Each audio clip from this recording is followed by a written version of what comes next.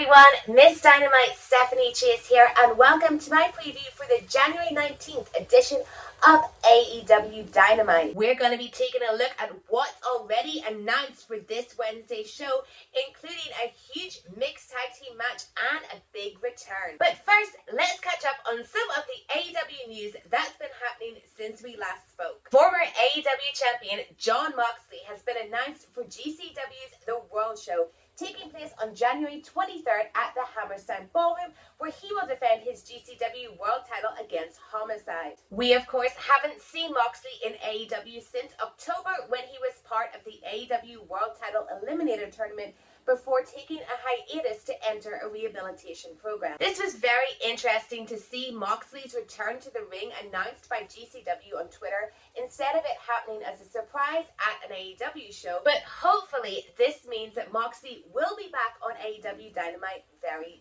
soon. Sticking with Moxley related news, AEW's Eddie Kingston is currently injured. According to Dave Meltzer, Eddie will be out of action for around 3 weeks after fracturing his orbital bone. Eddie is currently battling with Chris Jericho for the custody of Santana and Ortiz, as they all feud with 2.0 and Danny Garcia. Now, let's talk a bit about WWE.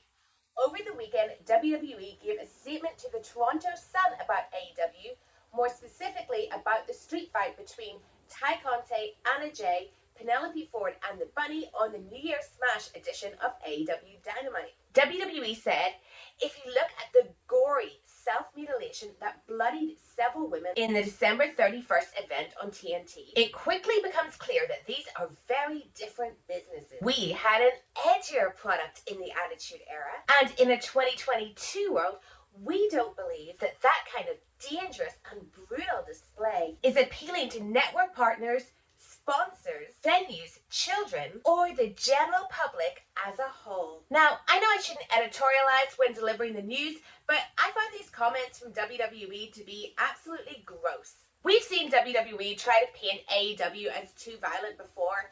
That's how we got the Blood and Guts name, and of course there was Pizza Cutter Gate. But this, using a violent women's match as an example, you know what you're doing, WWE. You could have talked about Chris Jericho versus Nick Gage, or AEW doing an exploding barbed wire death match. But you know the kind of people you're targeting will be shocked to see the bloodied face of a woman. Oh, it's bad enough what the men do in AEW, but look at the ladies. Well, I never.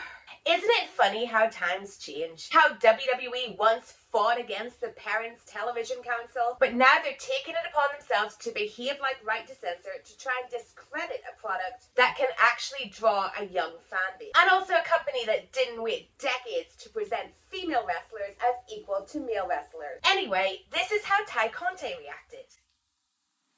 And finally, Cody Rhodes is reportedly a free agent working without an AEW contract. Shawn Spears reports that Rhodes' contract has expired, but he has continued to work without a deal. Rhodes has been off television for a couple of weeks after he was forced to miss Battle of the Belts due to a COVID-19 issue within his family.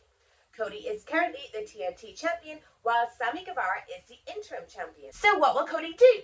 Is this a massive work? Is Cody Rhodes the new Brian Pillman? Might we see him in the Royal Rumble? Will Rhodes to the Top Season 2 be extra spicy? We'll have to wait and see. But Cody is scheduled for Dynamite this week, so perhaps he'll bring a pen with him. Now let's move on to this week's Dynamite, which is coming to you from the Sports and Entertainment Arena in Washington, D.C. Fresh off destroying Hikaru Shida on last week's Dynamite, Serena Deeb will take on Sky Blue. I am so happy to see Serena Deeb getting on TV 2 weeks in a row. But I have a feeling this match is going to be just as short as last week's.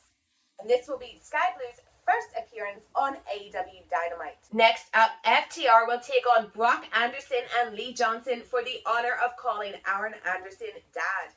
Just joking. This match was set up on last week's Dynamite, and what I am most excited about here is seeing more of Aaron and Tully on screen together. But this is also a nice use of two young wrestlers in Brock and Lee, who will be able to learn a lot in the ring from FTR. Speaking of father-son duos, we also have Sting and Darby Allin taking on The Acclaimed. I cannot wait for this match. On Rampage, we saw Max Caster drop his diss track Goth Phase, which I absolutely love. Sadly, I can't play any of it for you, but it does include the line, "Why you acting so hard like this? I got a big black bat for your small white This is really a great spot for the Acclaimed, who I have wanted more for so long. And anyone who watches any of my content will know how huge a fan of Sting I am, a lifelong Sting fan, but also that I did fall in love with Max Caster when I attended his gig in Minnesota.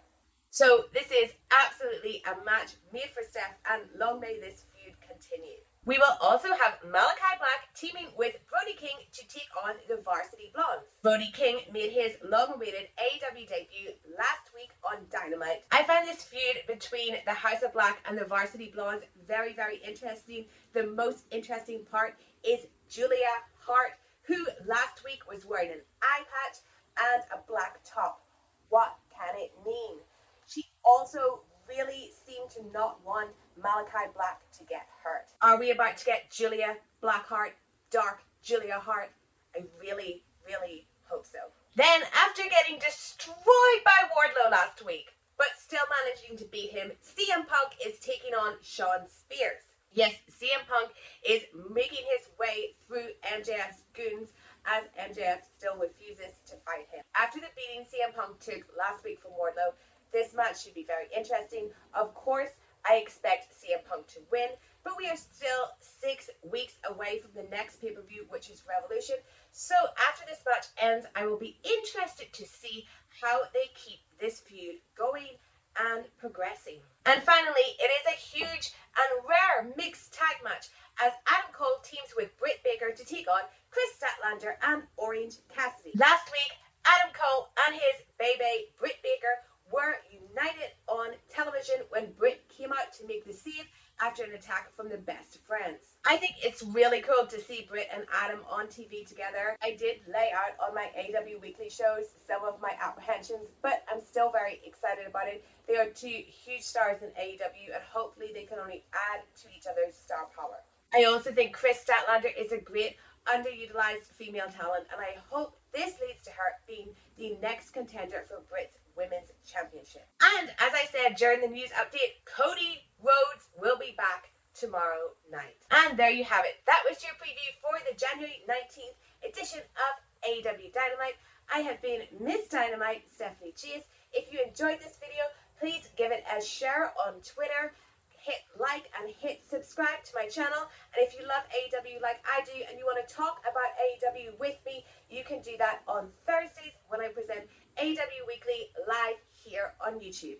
But until then, goodbye.